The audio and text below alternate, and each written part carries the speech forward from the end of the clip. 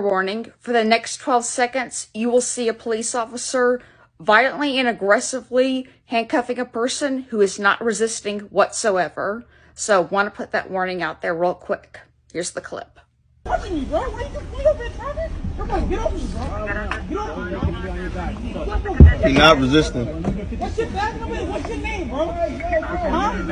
Huh? What's your back on me? What's your name, bro? Fortunately, this is very normal in black neighborhoods.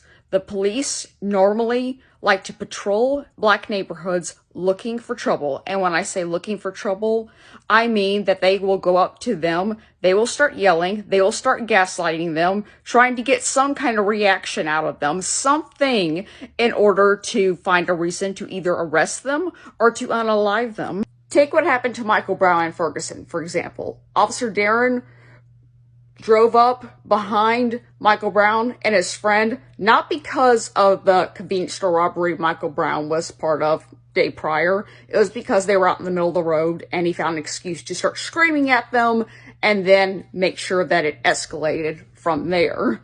And the police chief who even put out the convenience store robbery surveillance footage even said this was an unrelated incident, but made sure to use words like this was a strong-armed robbery over and over again to plant the seed out there that Michael was this aggressive person.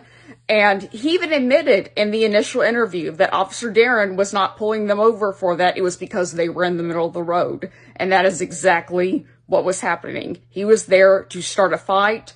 And if you really look into the details, there are documentaries about this. He was the one who instigated it. He's the one who pulled Michael Brown into the car and started screaming at him. But of course, the way the media twisted it, the way he twisted it, saying Michael Brown was charging at him with this demonic look in his eyes, it's nothing new that the police do stuff like this and try to paint the black people like, oh, I was scared for my life, even though they're the ones who started it. They're the ones who were gaslighting them. And they're the ones who are the aggressor. Yet black people, just every day living about their lives, are always being portrayed as the criminal, as the animal, as the monster. And unfortunately, Michael Brown, who was a good kid, has been portrayed as the aggressor, as the one who was reaching in and was grabbing his gun, who was growling, who was charging towards him with this demonic look in his eyes, when none of that was true.